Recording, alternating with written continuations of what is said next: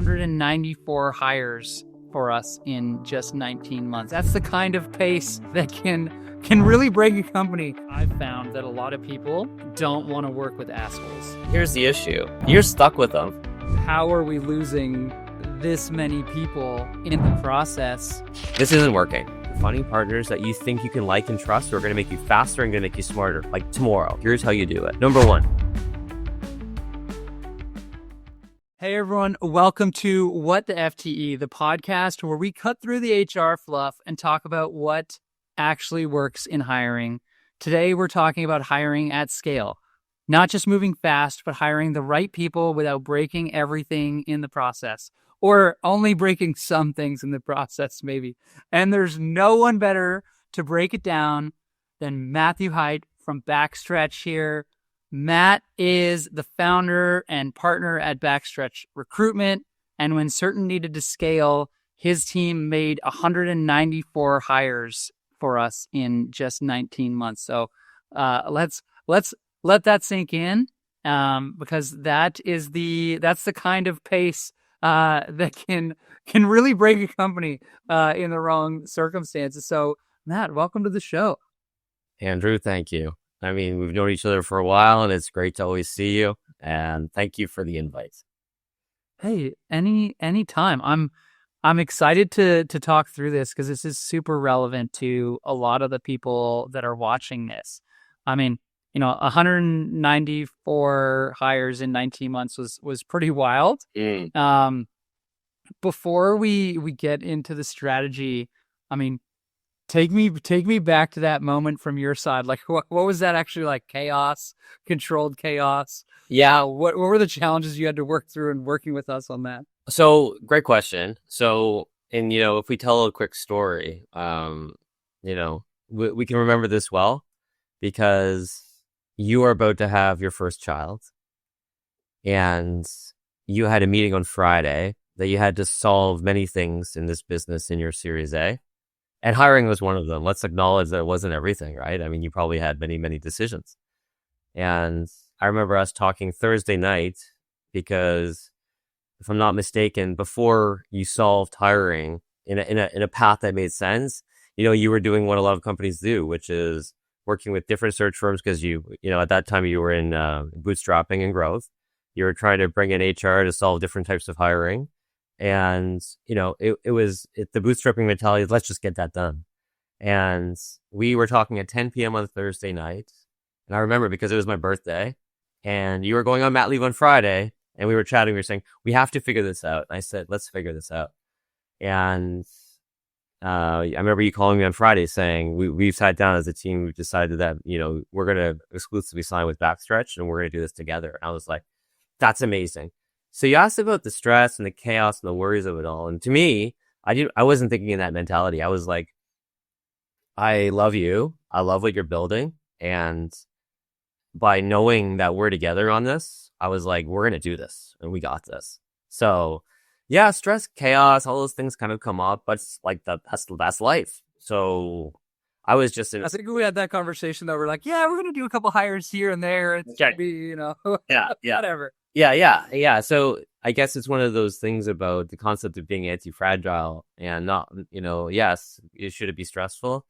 Yeah, I was pretty excited. And I knew in my heart that this was doable. And I think I knew this because I knew you a little bit beforehand. We've had some business dealings in the past and we had a level of trust that was, that I knew I could call you in times of need and say, hey, this is what's going on. We got to work on this. We got to fix this. So yeah, 194 hires, 19 months. We'll talk strategy in a bit, but I think it's one of those things that if you kind of tap into your guts and you're actually searching for partners in stuff, whether it's work or personal, trust is important and open lines of communication is super important. And I kind of felt like we had that. So yeah, I wasn't stressed at all, dude. I know you were probably like, I remember us talking and I was even on my deck. And I remember us talking about that. And I was like, okay, we can solve this. We can solve this. So that was my memories. I don't know if they were true or not, but that's what I remember. Well, we had some interesting times. I mean, I remember you calling me one night with a challenge around closing candidates. Yes. Yeah. Yeah, that was this is a good example too. So if we're talking strategy, I think that's a good thing to dive into, right? So, you've been building awesome companies. What have I been doing? For the last 24 years, I've just been dedicated to the art and science of hiring, right? So I love deep dives in every stage of the hiring process and just making it better. So, strategy wise, let's talk about that a bit, right? We've talked about it in the past, but this is made for people in the HR or the TA space who actually want to get really great at what they do. And one of the things is closing candidates versus getting great candidates in the pipeline. So this is one small part of the hiring process, but it's such an important part. So, I don't want to talk too much. So I'm going to say, Andrew, what's your memory of that call that when I called you and said, hey, we've got great people in your pipeline, but we're not getting them hired. What is your recollection? We are closing 2 out of 10 of these amazing candidates. Yeah. We need to sort this out. And Yeah, cool. I remember thinking, like, how are we losing this many people in the process? And it was enlightening for me. I mean, you said it best. Most businesses, most CEOs are focused on that top of funnel, not realizing that their hiring managers, especially in engineering, where you don't necessarily have the salesmanship or polish around that process. I mean, especially for us, like we were early stage, this was first time leadership positions for some of our leaders that we're recruiting. And you're like, you gotta be on these closing calls. That's right. So 2 lessons for all those in the room who are listening is, number one, it's a process, but let's also acknowledge this is a very difficult time and stressful time for the people that are involved, not just the candidates, but the hiring managers. So you maybe even look back at your world and say, maybe it's not a process. Maybe that's not the right word, because process sounds very, like you used the word earlier, engineering mindset, right? So just talking about how and best practices we've learned doing 194 hires together in 19 months was 2 things. One, make a world-class presentation, right? So we were talking about this in our lives. It amazes me that still some of the biggest companies in the world, they have a long hiring process. Sure, you can always make that better. But then at the end of the process, they send them an email and they say, hey, we're so excited. Here's your email. Respond to us in 5 business days.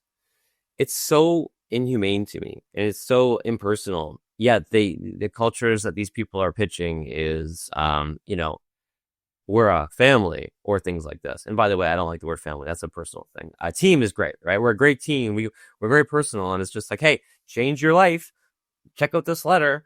So this was a moment when we were losing people, not because of your team or your company, but we were competing against a global scale of software engineering talent.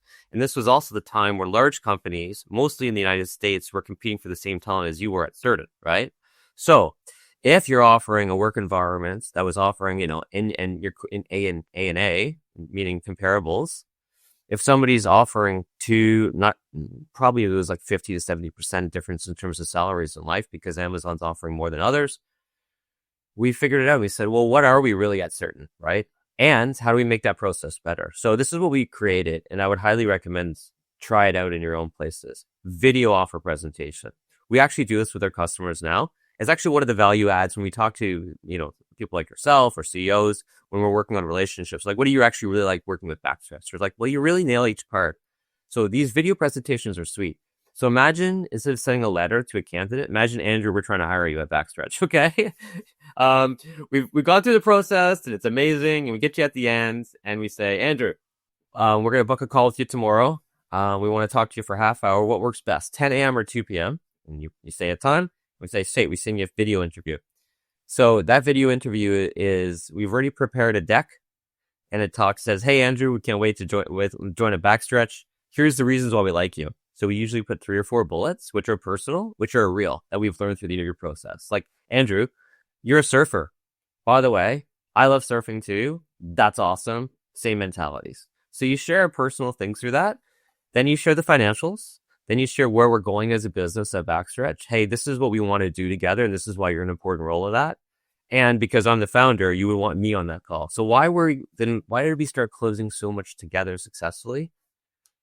The video was key, but also remember, audience, that Andrew was key, right?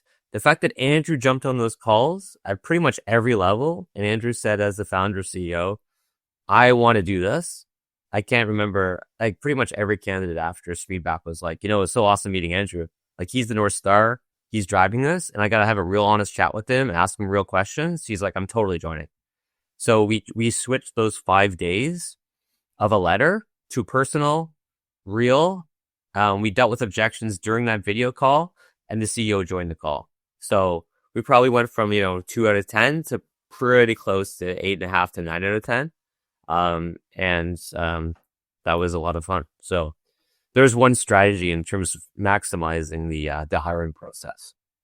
Well, I think it also creates that sense of urgency. Totally. And when you're competing, like we did then, I mean, now, we're a little bit bigger. We can pay more money to be competitive, but we were paying arguably below market then. And then we were competing against people that are clearly above market, or, 100% of the, they're paying in the 100% of the pay range. Yeah, that's right. And when we might be paying at the 50th percentile or the 25th percentile. Yeah. And the other thing too is acknowledging that people are actually involved in this process versus numbers. A lot of people don't rank financials as number one. And just to clarify is, I personally interview over 10,000 people. I've been through the ringer and I get it. But very rarely do I speak to people who are mid to senior who are ranking pay as their number one. So here's the other question to everyone who's in this world is, are you really connecting with the people and the candidates in the process and learning where their motivations really lie? Or are you just using financials as an excuse at the end why you lost the candidate? Because those two are not connected. So, for example, why did we do well at Certn is that, you remember when we talked about that video presentation, is we would go back and talk to the hiring team and say, hey, I get it. This is the person you want to move forward with. Andrew's the number one candidate, but tell us about Andrew. Well, what did you really like about Andrew for real? Like, what are the genuine things that Andrew said there? He's like, well, he's a surfer. And we talked about Point Break being one of the best movies ever. And it's like, awesome. That's great. Put that into the presentation. Show Andrew that you're listening and you actually care about him as a human. And, I don't want to give it a financial transaction, but that might be worth 20,000 to Andrew, right? If one's coming out 100 and one's coming out 120, and you go home and have to tell your partner, hey, I've got 2 really cool offers. It's like, well, one's at 120 and it's in a US firm and it's remote. It's like, okay, cool. Here's another one. It's a local company. It's on the islands. I met with the owner, surfing culture. And then it's like, okay. So now you're not going home and saying one's 100, one's 120. You're saying, I think there's a conversation here. So that's really what's important is we're hiring humans. And even when you're scaling at 194, you can feel like you can turn it into a process. But I think one thing we did really well is we kept it human. We kept it urgent, as you mentioned. That's one of the values of the video is presentation is urgency is created because Andrew can lead into the candidate at the end of the call and say, hey, the team really likes you. You're number one on our list. What's going on for you? What kind of questions do you have for us? What objections can we handle for you? And maybe they say, hey, I'm making 110 right now. And, you're coming in at 100. And it's very difficult for me to justify that move for my family. And maybe Andrew can say in that call, as the ultimate decision maker, let's make it 115. The team loves you. Yeah. Right? So these are things you can do with during that call, and then you can get out the offer that afternoon. So beautiful, beautiful process. I love that. And I think the other thing too is I've found that a lot of people don't want to work with assholes. Yeah. And when you can see more of the team and you can see the leadership, that helps reduce some of the fear that some people might have around who are the types of people that I'm going to be working with. And especially at that stage of a startup, you can really be hit or miss. And when you're talking about that level of growth, that can be scary, especially if it's not with the right people. Yes. And it's just as much an investor pitch. I mean, that person's investing their time and their money in the success of your business because if your business does really well, their pay is going to increase dramatically over time. Where if, you're working with a big company, they're going to be growing, single digit percentages every year or whatever, and your pay might start pretty good, but you're going to max out in pay in your position, and you're not going to have that growth in experience. I mean, I think most of the people we hired during that time, like the really successful ones, like have gone on to like internally at Certn do really great things and, get promoted through the ranks and see a bunch of stuff. I mean, we were at that point, there was maybe 20 people, not even 20 people. I think there was probably 12 people. Yeah, that feels about right. In Victoria. Yeah. And then to see that progression, those people that have been here now, 4 or 5 years, they're either still at Certn, or the ones that have moved on to pretty incredible things. So it's great to have that alumni network as well. Yeah, and here's the other question too, is from going through this a lot, is I think the best out there, whatever it is, work, sports, they will be the most prudent in the process. They will be the most critiquing of the process. And they're the ones who want to feel the most because they care the most. So if you have a process that really caters to that person already, and you have Andrew coming in at the end, and it's a beautiful video presentation, and then, a large company sends an email at the same day with a letter that says, dear person, we would like to offer you a position at level tier 3 at X salary, and you get this. It's like they're inherently different beings now. And that's really what we want to do, right? Is no matter how big you are, is you can still reflect the human nature of all of this, but you need a team member, you need Andrew at the top of a leadership to say, this is what we're doing. This is how we're doing it. And if you have a leader that's not actually of that mentality, you will always struggle in the talent war. You'll always struggle in different areas in the business because, I mean, if I always compare growth to sports teams because I come from a little bit of a sports background. It's like, you are searching the world for the best pitcher or something. Or are you just putting an ad for a pitcher and see who shows up at your door for, I'm a pitcher. It's like, no, go to Japan, fly there, watch the pitchers and see who's the best, talk to them, meet their families and say, hey, I see you have the best ERA in all of Japan. We need you at Certn. Let's talk about that. So it's just a different philosophy. And I can think one of the things we did well is, yeah, we were the numbers people like to talk about, but we did a great job, I believe, in leaning into quality. And how do you do that? And we can talk about that a bit more, but I think it's about making it human, making each stage a little bit tighter, and founder mentality. Having the founder, even if you 180, step into that call for 10 minutes, goes so freaking far. So, good job on you, dude. This is all you and the team. Especially, I mean, you talked about quality, and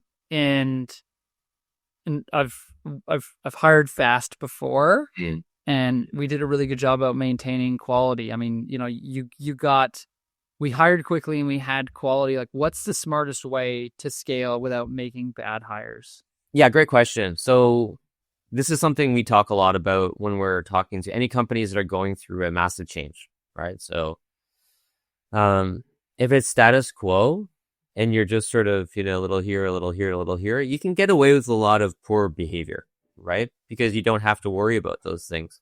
But if you're talking about scale, and one of the cool things too is I at this stage of my life, I love working with places like New Venture BC, which is where you came out of too. You were part of that, which is funny because Angie's so great there. We do some sponsorship with Foresight, which is clean green technology companies, and this idea of scale is usually dealt with after the bootstrapping stage of life, where you're like, hey, I'm just figuring stuff out. But then you're asking about scale, right? And here's the thing. There's people in this world that have dedicated their lives to something that your business needs. And they would die and love to have a chance to help you in your business. And there's people out there that would just work so hard for you. However, as founders or leaders, sometimes we always are trying to figure out how can we do it ourselves internally. But if you think about the ability to ramp, you're going to need partners. And the thing is we knew each other. But here's the thing is, I knew that in that room, when you were going to that meeting on Friday and then you're going on your mat leave for your first child, I knew BackStretch isn't the only business that was fighting for this business. So that's kind of good because I know as a founder of BackStretch, I need to fight and win your business against the other people that are trying to get that business.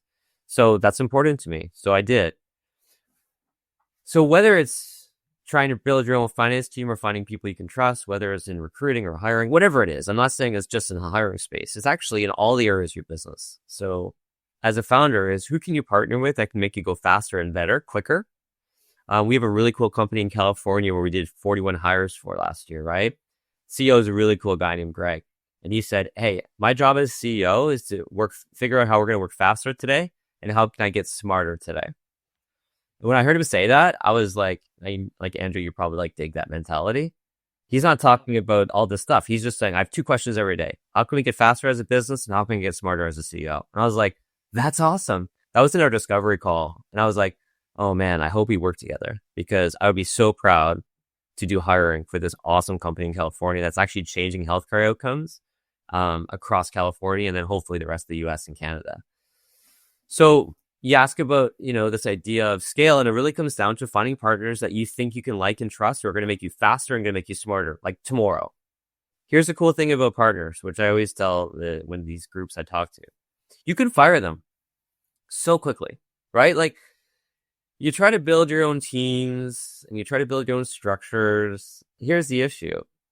You're stuck with them. And we all know if you talk to founders who have failed once, twice, or 3 times, there's 2 big issues. One is revenue, money, and the second is people. So when you have providers like us, Andrew could have picked the phone any day over that 19 months and beyond and said, hey, Matt, this isn't working. And I have a job to do. One is I can say, hey, cool, let's figure this out. Or I can say, oh, okay, this is over. I get it. So think about that as a founder. You can go faster, you can go smarter, and you're bringing on people that have really, really high level of competencies in the spaces that your business needs, and you can fire them very quickly. And that's one of the things too is it doesn't have to be done internally. And as a founder, you don't have to start from scratch and try to pretend you're the smartest person in the room. And we always find the best founders don't think that way, but the worst ones do. So find partners and fire them quickly. I think if I can break that down, I mean, there's find partners, let them go quickly. I think the big thing is, look at that from a network perspective. If you don't need it, if you can find people, I mean, because your team is placing candidates every day, all the time, and it might not be a fit for one client, but it's going to be a fit for yours. You bring all of that in house, and now all of a sudden, you're starting from scratch on every position. You talked about a CFO hire earlier. It's like, well, yeah, this CFO might not have been a fit for one client, but it's a fit for another, and so that's why having a partner makes a ton of sense because you start to see the cracks when you're doing it internally because you're having to start from scratch on every single hire because you don't have that candidate pool. And to me, that's the clearest signal that their hiring process that your internal hiring process is about to break, is that you're trying to hire at scale and you're lacking this talent pool. So maybe talk to me about how your team thinks about talent pools and making sure that the hiring process isn't going to break. Yeah, great question, because this one thing too is unfortunately you don't kind of figure out it's breaking, you figure out it's broken.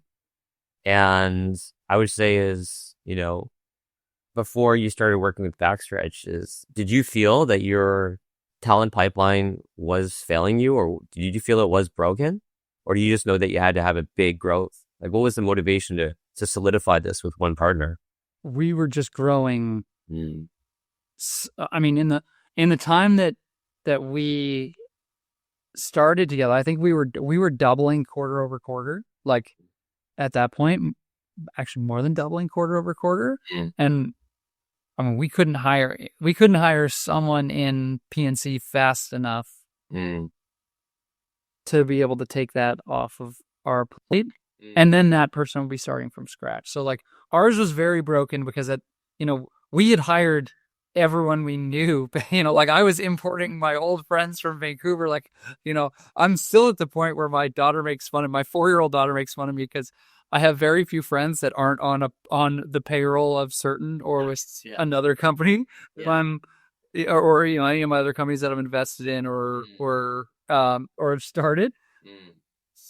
So I mean that's when we knew our hiring process was broken, when my Rolodex was on down to my surf and snowboard bum buddies that were like, I don't need a job. I've already solved. I'm in board meetings every day, man.